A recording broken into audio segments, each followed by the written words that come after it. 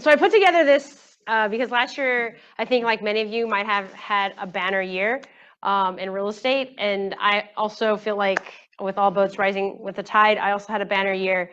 I did over 36 million last year. I'm a single agent. That's made it possible for me to then join Gary Keller's Top Agent Mastermind, which I have had an opportunity to kind of really like dig deep on like how you really run a business like at this level. So I am very excited to kind of share with you guys how I got to this level, because like what I've done, there's nothing special about what I've done. So I would like to kind of go around just because it's a small group and we're going to keep it intimate. You're also meeting my virtual assistant. She has definitely single-handedly helped me create enough leverage that I could actually service 36 transactions last year. I'm in Los Angeles, which is a more expensive market. So my average price point, which is not my market center's average price point, is 1.25 million. My actual personal price point is just under $1 million. It's like 985. So just to give you a little bit of touch points about me. And then I will also just kind of introduce myself to you guys, and then, hey, give you all an opportunity to introduce yourselves to me. There will be time at the end. I leave time for questions. So yeah, my name's Shannon Shue. My market is Los Angeles. I particularly focus on helping people get started in their first investment, and then I teach you how to get invested in real estate. So one of my big things that I do is I teach you how to get started investing, and then I want to help reposition your assets so that you can start to retire on real estate, which is what I've done with my own life. I've been an agent for 7 years. It is my main generator for income. So a few flips that I do, that doesn't make me enough money. The buy and holds I do don't make me enough money today, but the passive income will make me money in about 10 to 12 years. But I plan to be fully retired by the age of 50. So just to give you like a real nutshell, I started in this business 7 years ago as a real estate agent, brand new to the business, do not have family in this business. I did what anyone does. I started at Keller Williams. I've been at the same office all 7 years. I've done Ignite 3 times as a brand new agent. I had perfect attendance all 3 times. I've done Bold 9 times. I've done 27 Bold 100s, which was just a slog when you're a new agent. And what it really did is just help me get used to rejection. I built my business at the beginning off of open houses. And then I have since pivoted to, because of the pandemic, pivoted to Sphere. I run a very tight margin on my business. I want to be profitable above 50% on a slow year, but really I tend to hover close to 60 to 62% profit margin. So I share that with you because I am coached, I am MAPS coached.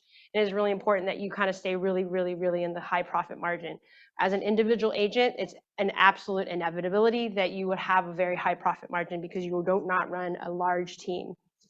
I'll go through my team structure in a minute. I'd like to go around the room and kind of get to know you guys, and then you'll also get to know Camille. I'll have Camille introduce herself last. You can still hear me, right, Camille? Yeah. Okay, great. I don't even know where the camera is, so I don't know where to look. It's right there. I gotcha. Okay. I look at the screen. I'm like, that's not where the camera is.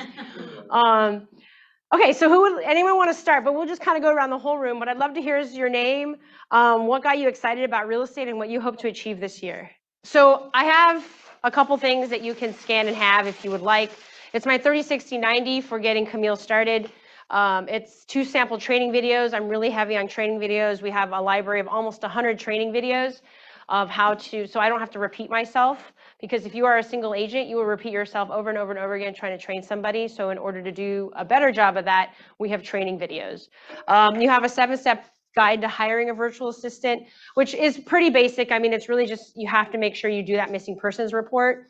And then this actual presentation itself, if you ended up wanting anything from here, rather than trying to take pictures of the screen, I'd rather you just have it digitally.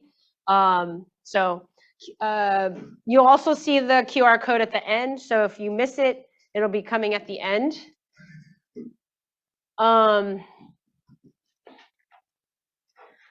Oh, where's the video? Camille, no video? It's going to play after that. Oh. Hi, I'm making this video. I'm Shannon Shue, and my virtual assistant, Camille David, is joining me. And I get asked a lot about how it's like working with a virtual assistant in the Philippines. So this is a quick 2-minute video that we'd like to do. I'm going to interview Camille about what it's like working together. So Camille, first question is, what have you learned about yourself working together? Sure. Well, thank you so much, Shannon. It's a pleasure being here and getting interviewed by you again for the second time. Well, being first of all, I would say being a sociable person, I never thought that I could survive this kind of work setup. Working virtually and being able to be in a confined space where I could not see other people because it's graveyard shift for me, right? And I am not able to work with other people. It's a bit hard in the beginning, but I just learned how to cope up with it. And I've learned so much, I've learned so much since I started working with you. I've developed my skills more so on how to be more organized because you are so organized, and I've learned also how to manage my time effectively. I have explored my other capabilities, which I was not aware of. I've learned to be more resourceful and more independent, I would say. Fantastic. All right, Camille. What have you enjoyed about the work you're actually doing here? Oh, wow. That's a good question. Well, a lot, actually, a lot. I like when I am able to take things off your plate because I think that's the main reason why you hired me. I like that you can free up your time so you can focus on your one thing, which is lead generate. I feel so much accomplished whenever I am able to do that. I enjoyed holding you accountable on the things that you need to prioritize and the people that you need to call, the things that I kept reminding you to do every day. But I think the best part about this job is being able to be heavily involved in the buying and selling process, the whole transaction itself.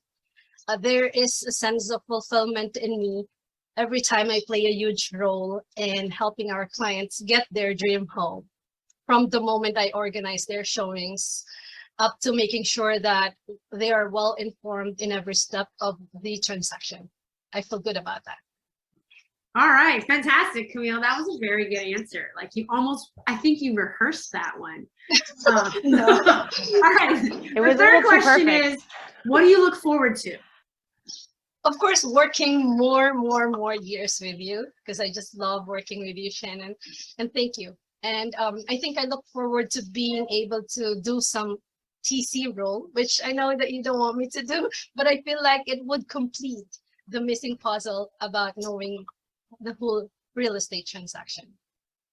All right, Camille, fantastic. Well, thank you for giving us that little tidbit and what you've learned and what we've done together as a team. I hope that helps you, those that are watching it. And of course, you can reach out to us if you have any questions. All right. So hopefully that gave you a little window into what she does and what it's like working with her. And she's joined us on live too. I think that like Camille is definitely, I've had other agents, when they talk to me and they get her, because all of my calls forward to her if I don't pick up. So during the workday, someone is always picking up the phone. A lot of people have a chance to speak to her, and she has been offered many jobs by other agents, and so far Camille and I are going to stay working together. These are top 10 things that she does for me, and I like I said, especially because, remind me of your name again. Stephanie, because you do a lot of this and you're looking to kind of leverage more, and everybody here is wanting to leverage. Here is what she does for me in a nutshell. She creates my to-do list every day. She sets my reminders. She schedules appointments and people to call back. So appointments are everything from a dentist appointment, like, oh, Camille, I want to take this listing appointment, move my 9 o'clock on Thursday. I don't want that dentist appointment then. We're not going to the dentist, right? And so she will do personal things for me. I hurt my back and she rescheduled all my physical therapy appointments for me to work around my schedule. So things like that. So she is in my personal, she's definitely highly in my personal life. That includes scheduling, like getting dinner reservations, making sure the dinner and the clients know to meet me, where to meet me, or even my personal life. She's like, oh, are you going to meet your cousins on Sunday? I'm like, oh, I forgot, right? And so then she continues to keep on task. She prepares contracts. So in California, I'm supposed to touch every contract for the most part. I look over most of the things, but she's gotten so good that she pretty much can. We have a couple showing agents, and they ask her for advice when they need to write an offer because they have not written as many offers as she has. So you'll see some stats in a minute. You'll see my stats for 2021 and how many contracts she ended up writing for me and how many contracts I wrote for myself. You're going to be like, oh, wow, you didn't write very many contracts, did you? So she manages the calendar. I think I just mentioned about the personal things. She does create my MLS listings. She organizes the multiple offers. She puts that all into a spreadsheet that's shared directly with the sellers. If the sellers are not tech savvy, we have that prepped and ready to print so that when I sit down for the meeting, everything is on the spreadsheet. And we vet the lenders. We make sure that the lender is aware that the buyer has made an offer, aware that they have shortened contingencies to the level they have, and that they feel really confident that they could go up in the price. These are things we just want to be ready, and we make a notes column into the spreadsheet before meeting the seller. So all of that information is like ready at hand. So the clients don't have to ask like, did you talk to these people? Do they actually have this much money, right?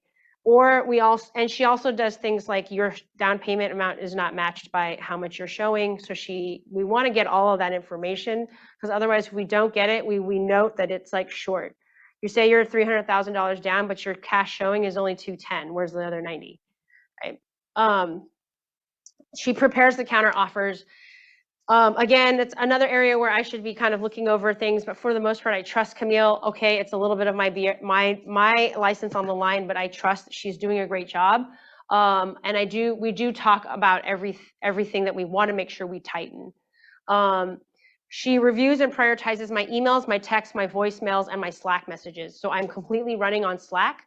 All of my team pods are based around clients, and then I have my separate team, which is just with Camille, and then I have my showing agents that are in their own channel too.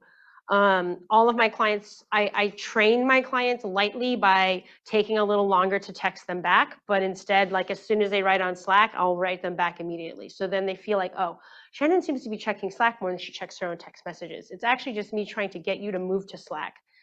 The only areas where I don't use Slack is with listings.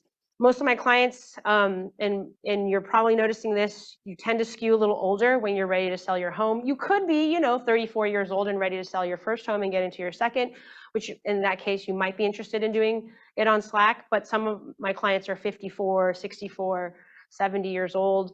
I'm not going to push them onto technology. So then we make allowances so that how they want to do business, we do it. We print everything, we show up at the door. We don't have to print everything, but they're not going to get on Slack. That's totally fine. It's a listing, as you know, it's important. So she does manage the CRM. I'm currently using Brivity. What she has done, and now I think we've kind of coined the term, like Camille has become Miss Brivity. So I'm very tech automation focused. I want triggers, right? When you open an escrow, for me, I want there to be 5 particular emails that go out. We introduce all the parties. Everybody knows who is what and going on within 8 hours of opening that escrow. So if it's 5 o'clock, then the next morning I want it to be opened right away, or at least the emails to go out. That is on an automation. So we had an automator program before called TC Workflow, which was then bought or then transferred to Open to Close. Phenomenal tech, love it. But I had all these separate techs tools running. So Brivity is not as robust. Nothing actually out there. Follow-up Boss. Nobody has kind of created the level of trigger automation that I'm looking for. This is not to go down the rabbit hole of tech, because I'm not actually a tech person. I just really like technology because it's how I've leveraged this much. I only use and love technology and how it can apply to my business. I'm not really that excited about, oh, did you hear about this new tool? I'm like, is that usable in my business? No, I don't think I'll need it, right? But she has really helped move our whole database over from Command, taken all the tags, reviewed tags, make sure the tags are going. Well, we have used Rivity's system for automation. It's not the most easy to use, but you're like, no. Are you talking in trigger automation, right? Yeah, I needed a Miss Rivity once, but yeah, I left. Yeah. It. Did you go to Follow Up Boss? No. Okay. No. Did you go to something like independent, like an open to close? No, I actually went back to Command. Yeah. Oh, interesting. Yeah. Okay. Yeah. Command is good. Yeah. Command is not bad. Yeah. It's not a I'm not like a Command hater. I'm not at all. It's just I needed more, a little faster. I stayed on it for 2 years. So we build automation trackers. We do training. She does training material because we are actively looking for an in-person assistant. So I'm staying as a single agent on the team using the showing agent model. I think, like I mentioned before, I have 2 showing agents. We're hiring a 3rd showing agent. The showing agents are not on my team. They show, they make money for every door they show. They do not get a percentage of the commission. They go to the inspections. They go to sometimes they go to the appraisals. They definitely go to key exchanges and closings. Are they solo agents? Yeah. Yeah, so they're usually newer agents. I want them to have at least a little bit of experience. But if you're only doing like 6 to 8 transactions a year, you could probably use a little extra money. And I pay $50 a door, and I pay $60 if you're more than 12 miles from the office showing a house, so that you're getting some gas money.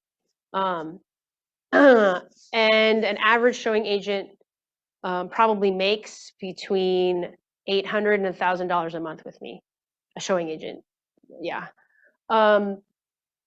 So let's see. So she does my operation systems because and processes. So I create a lot of video content. You'll see in the link that you'll see 2 sample training videos. What I do is I screen share. I show her what I'm looking for in the contract. You know, starting off here, we just go step by step. I try to make every training video about 10 minutes because there's only so much I would want to sit through if I were learning a new job, and I feel the same about her. Like it would just gets boring. And let's see, she organizes, scans, and files all personal and work documents. So I did this behemoth task during the pandemic. I wanted to be a paperless office. I didn't want to have anything paper, but I also had a lot of stuff in my personal life, like my W-2s from my last job before I became a real estate agent. I was like, maybe I should have that. So I scanned over 4,000 documents. She then labeled them and put them into folders. So now my entire life is digital. New stuff will come in and it'll get digitized immediately. So that was a behemoth of a task, Camille. I think that was like well over 80 hours of work, right? You didn't even do the scanning. I did the scanning. You had to do the filing. I can do the scanning if you want. I mean, you can, but I have the papers. Okay, so she also manages transaction coordination, the lenders, escrow inspectors, appraisers, all inside the transaction. She is not my TC. And you heard in the video, she's like, I want to learn the TC role. I'm like, it's not that valuable. I'd rather pay somebody a couple $100 and they do it, and you focus on what you're really good at. Eventually, I think, you know, if you really want to, Camille, we'll move in that direction, but I don't imagine using you for that. And then last but not least, number 10 is I think you brighten everyone's day. Everyone that meets Camille is pretty like, I like her, I like your assistant. And she is a real person to people, meaning she is introduced as that person. They know from the get-go who she is. So she is not a behind-the-scenes person where I do not make it all about me. I say a lot of times, oh yeah, Camille will get that for you. Or Camille has already responded about that. We didn't get all our questions answered. We'll get back to you shortly, right? So when my clients ask, did you ask that other agent these questions? She can say, I've asked the agent, but they've only answered 2 out of the 4 questions you asked. We're waiting for the rest of the answers. So I want her to be seen as an independent person on my team. Some agents want it to feel like they're kind of always front and center and that this person in the background is running. I don't run it that way. Your clients know that she is an Some do and some don't. Some people ask, some of the clients will be like, so what's the weather like today in the Philippines? So they know she's there. And then others, for the most part, they don't ask. If it doesn't come up, they don't know the difference. Yeah, yeah. But we never hide it. Like, we never hide it. If it was like, oh, where's her accent from? She's like, oh, she's in the Philippines. So, or she'll say it. I'm in the Philippines. Yeah. Okay, so here are my numbers for 2021, just to give you an idea. We had 228 showings that we booked for our clients. That's a ridiculous number of showings. She booked all of them. I think maybe I did less than 15 of those. Last year, she made and received 611 phone calls. So those are calls that probably came into my phone, because although we give her phone number out and it's at the signature line, very few people call you. Would that be a pretty fair assessment, Camille? Yeah. Yeah, you're Very mostly few. answering my phone, right? Yes. Yeah, okay. Correct. So offers written, we wrote 57 offers last year. Do you remember how many of those I wrote? Probably less than 10. Yeah. Yeah, that's about right. Offers organized for sellers. So this is when we received offers, we had 97. She definitely organized all of those. You did all of that, Camille. If I lifted a finger on that, it's probably less than 5. Listings closed, we did 14. Buyers closed, we did 22. Inspections scheduled last year, we did 103 inspections, and I think she nearly did all of them. If anything, again, I probably did less than 5 or 6 of those. You did 103 inspections with 22 buyers? Yeah. So we do sewer, we do termite, we do home inspection, minimum. That means you always do the minimum, not including roof, plumbing, fireplace, mold, roof, foundation. And so it's like already up to 9. It's a lot of visits. It's a lot of visits, which is why I don't attend all of them. Yeah, so we haven't looked at the showing agent, the leveraged onto the showing agent. There's the slide in here with that. But that will, a lot of that was leveraged on it. Do you know generally, Camille, about 103, do you remember about how many we gave to the showing agents to do?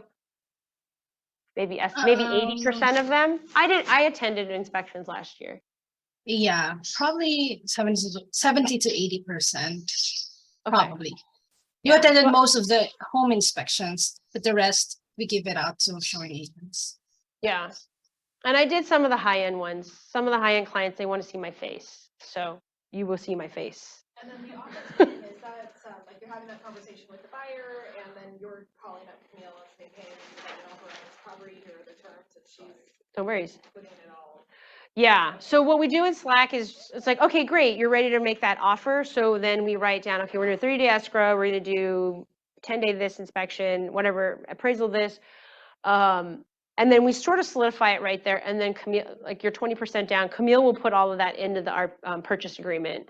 And then I don't really need to look at it anymore. So then we ask them for proof of funds. If the proof of funds are more than 30 days old, we want new proof of funds.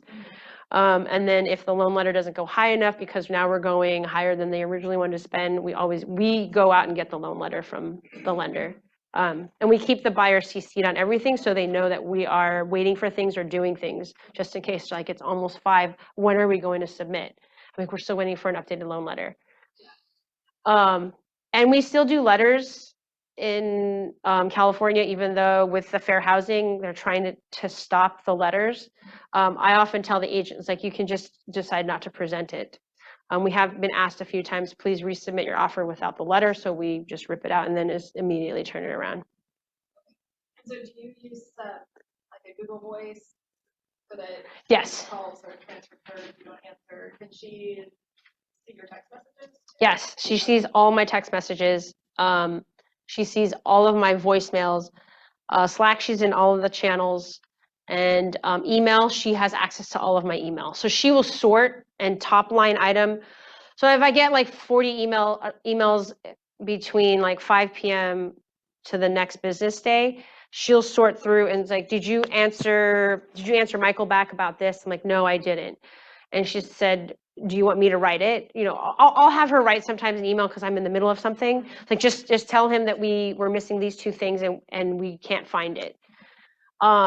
So she will also often write on my behalf. Also, she'll just answer on my behalf. If we know that we can do that without, I don't have to touch it. So that's the big thing I'm into, is like, I don't want to touch it. So she understands, like, these 5 things Shannon has to touch because I can't help.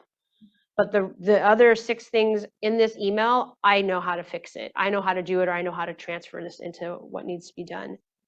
So the same with Slack. Whenever clients ask questions that I know she can answer, I don't touch it. And then if she is like stuck, if there's 4 questions and one I can answer and she cannot, the other 3 she'll answer. She's like, and Shannon will get back to you about the 4th one, right? So then they know who to wait for. Yeah. How long is her work day? She works a regular 9 to 6 day with an hour lunch break, Monday through Friday. Yeah, yeah. My time zone, which is her graveyard shift. Yeah. With her, like responding to so many of your emails and such, do you ever feel out of the loop on some of these transactions then? I mean, She updates me. So she'll give me a summary. It might be a midday summary, or we talk every day, but we may do a midday summary, like, oh, I got back to these 2 people about these things in email. Oh, I didn't read the email. She's like, well, they generally were asking for these things. You need to get back to this person about this. Like, okay, great. If I can't tell her over the phone, like what to write, then I need to go research something and then get back to them, or find a file and get back to them. Resources are good examples. Like a client will text me, I need a roofer. So she will respond. I don't touch it. We're thinking about going drought tolerant landscaping. Can you recommend some people? Again, she will do a lot of those referrals and all those things like that. So yeah. So here's the 7 steps to hiring. One more thing. Yeah. Is she connected into the mastermind groups in the Facebook or anything like that For Keller Williams? no, she's not really in very many Facebook groups. I mean, she can just log in as me in all the Facebook groups. But one of the tasks is I don't have her checking Facebook or Instagram, because I do occasionally scoop up a client here or there through Facebook and Instagram. So what I do is I take the name down. And I was like, Camille, on Instagram, this person messaged me, and I might not have their phone number or email, right? And can you ask them for this? Or I asked them for their phone number. Here's the phone number. Put them on my schedule, right? So it's very manual from social media, because she and I don't have a rhythm with it. But I also don't get that many clients that like I need her combing that every day, you know? Because I also have my friends in there that are messaging me. So this. Yeah. Well, because I was just asking because they advertise, they tell us, you know, you can find if you need a plumber, if you need a landscaper, you can ask the Facebook, and there's recommendations and that would be. I have people that I like, that I've worked with. And you've provided her with your vendor list. My vendor list is made available to her. So other real estate agents wouldn't have the same vendor list that I have. So yeah, she has all of that. And sometimes she'll say, like, you have 3 electricians, but I've never heard you speak about this guy named Ryan. I'm like, don't refer him anymore, right? Maybe take him off the list. So we try to keep the list current. Yeah. So the process is like, and this is of course what my coach would tell you. It's what they tell you in CV, career visioning. You have to create your missing persons report. And I oftentimes hear this like, oh, what are you looking for in the person you're going to hire? And my light recommendation, oops. Yeah. This is the guy that I bought a self-storage facility. He's my property manager.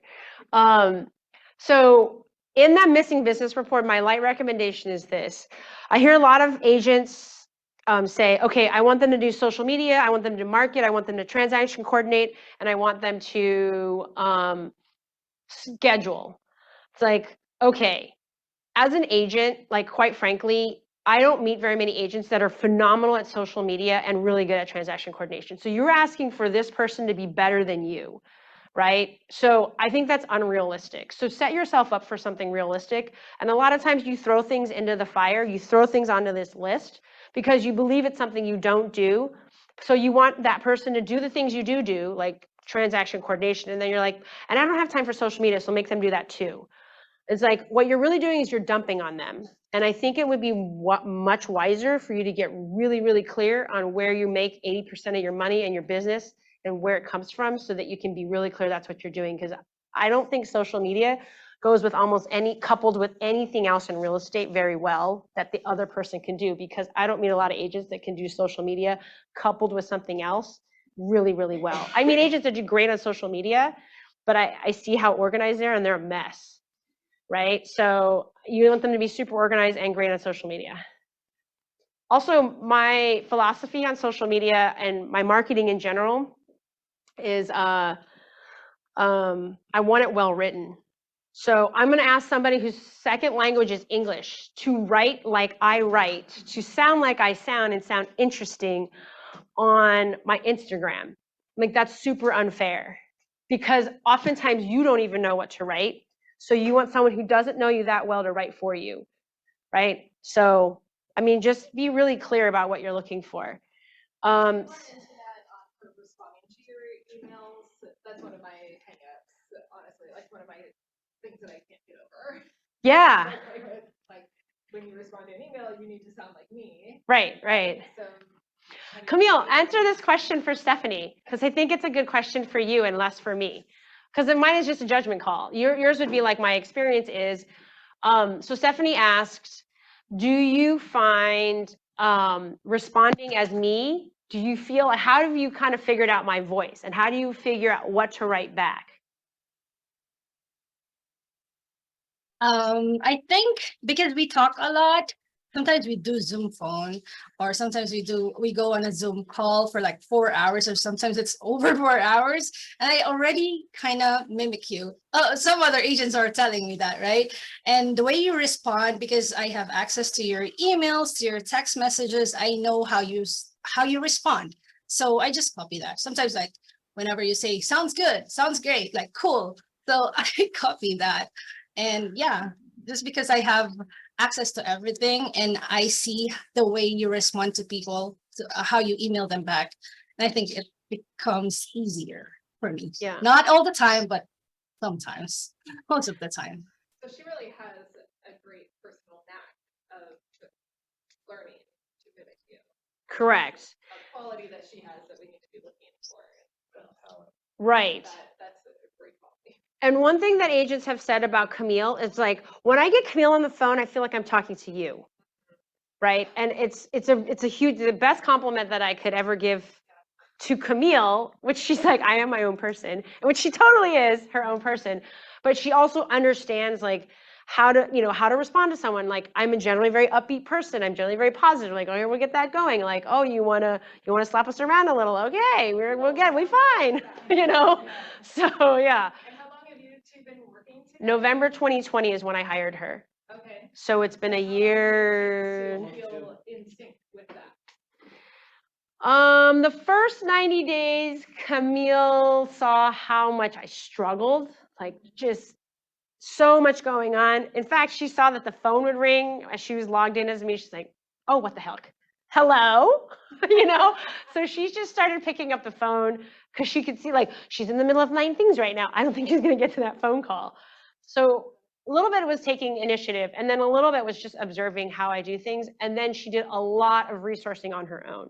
Camille, speak to how much on your own research and resources that you accessed in order to become a better assistant. A lot. I would come to work like 2 hours before my shift just to get to everything that I need to know. Like, search about sewer inspection. We don't have that kind of sewer inspection in the Philippines. We don't do foundation inspection. You just buy the house, you go to the buyer and give your money. That's it. You go to the notary. Yeah. She's like, what's a notary? Yeah, no, that was back in the day. Yeah, we don't have any escrow here. You just go directly to the buyer, and it's a lot different. And yeah, I do have a basic fundamental training where, like, a cyberbacker, where the company Shannon hired me from, but it's more on my own research. Like, what is this inspection? What do they do? What is this showing? What is an open house? What is a lockbox and Supra and all of that? Like, nuances that I was not familiar with. So yeah. I know that I cannot ask Shannon everything. So we have the same resources. Like, I have an internet access, and I think everything can be Googled now. So yeah. Yeah, yes, please. No, keep going, keep going. Yeah, I will just say that just how much Camille has been a self-starter is often why she met by other real estate agents is why they like her. They're like, that's what I need. I need someone who's a go-getter, is going to do it without me instructing them. I'm too busy, right? So that's a big appeal. And I now Camille is a trainer for other cyberbackers, and she's called a head backer, which means that a lot of times when I meet agents and they're like, I want a Camille. I'm like, oh, okay. And ask for Camille to be the trainer for you. And then you can say, although not easily, help me and do the systems that Shannon has in place, right? So that on some level, she's teaching to how to up level your training, because this is all training. Camille is a product of a lot of hands-on training. I speak to her every day. So she should know at all times. Like, she knows when I'm goofing off, and she's not even next to me.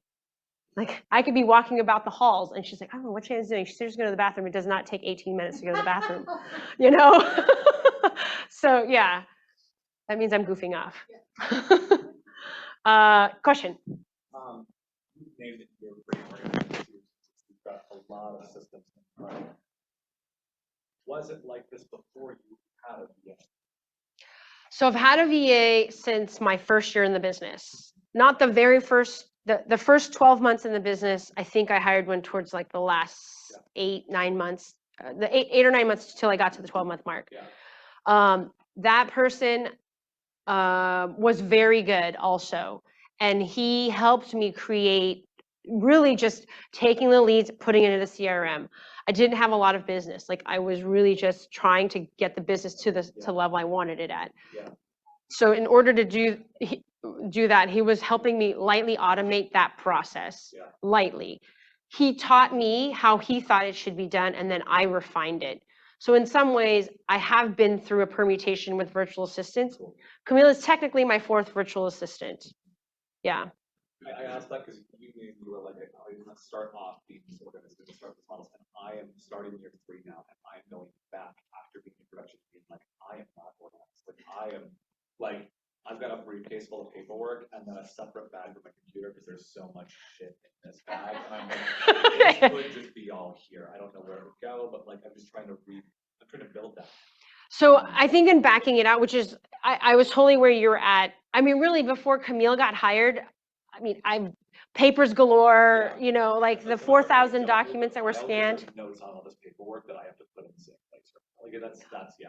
Right. And the CRM has always been like 15 steps behind, even though like, I'm like, I know I should commit to the CRM. I also know that I just haven't had time. Like, how am I going to put these business cards in there? I don't have the 10 hours to do that. No, and you know, business cards you can't put through a feeder. You do one you can line up 8 onto a single 8.5 by 11, and you do that, right? That's time consuming.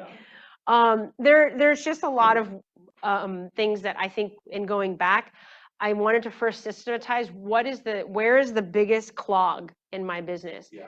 If it's CRM and getting back to following up with them, then start there. Then you don't have to worry about contracts. And then if you're just fireballing through contract after contract after contract, maybe that's next. So I think that goes back to the missing persons report and really figuring out what you need to do in your business. Wait, let me get through the rest of this list. And then I have Q&A at the end. But I love how your enthusiasm, you guys, and I'm here for it. So you can schedule time with Cyberbacker. Look, there's a lot of other VA companies out there. I've gone with Cyberbacker. They are a Keller Williams owned company. So that's why I went with them. People will come up to me and it's like, you know, concerned about the split that Camille gets, or concerned about fairness and all of these things, or trying to get it for less. Like, look, what I pay Camille, if Camille were here, and Camille, I'm happy to say this in front of Camille, Camille's American salary would be about 5 times, maybe 6 times more than what she's currently making in the Philippines. And we have talked about that. I've talked to her. I was like, you are very valuable. My last in-person assistant, I believe she was at or above his pay grade, and but she's in the Philippines. I have rewarded Camille at the end of last year because it was a banner year. I felt like it was really important to make sure she felt appreciated. So I gave her an American-sized bonus, right? And so I thought it was a lot. I don't know. We didn't talk about that too much, Camille, but you can save that for later. So yeah, you can sign up and do the interview process. Just kind of lightly go through this process because some of you have never hired a virtual assistant. They treat it in the same way as like speed dating because they like speed date you through the process. So they do group interviews. Then you choose someone. Like Camille, the first person I chose got picked up. And so I had Camille in a second round of interviews, and she did seem like the strongest candidate of the bunch. And I wavered. I was like, I don't know. And like, she will get picked up, like, because they keep placing the same virtual assistant in a lot of the rooms, right? And they keep placing you until they feel like the pickup happens because they put you by grouping. If I was looking for a marketing person, I don't think she would show up. I think they try to group you thematically. And then she does 2 weeks of basic training, and she told me it was very, very basic.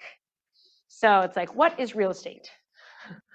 But sometimes if you've never done it before, you have to start somewhere. And then I executed this 30, 60, 90 plan. It's been obviously drilled into my head when it comes to Keller Williams and all the training they do here. Okay, so if you would like to sit down with Camille for 15 minutes, you can do this, use this link. You will get into Camille's Calendly. Calendly will give you an opportunity to be one-on-one with Camille. If she's anything like how I've kind of described, it will be like you are talking to me. She does a great job. Like she will tell you what you want to know. If you leave here, you're like, wait a minute, I didn't ask Shannon that, or I didn't think about what does she do here? That is where you can circle back. How does Shannon do this? And she will go through like, this is what we do. She might screen share with you and it's like, here's where we put the files, or here's where we do it this is where we house things. We are happy to give you our tech tools. Scan again if you want that. This is what I started at the top of the hour with, if you wanted some samples of how I've done what I've done. And that's the end of the presentation. All right, questions?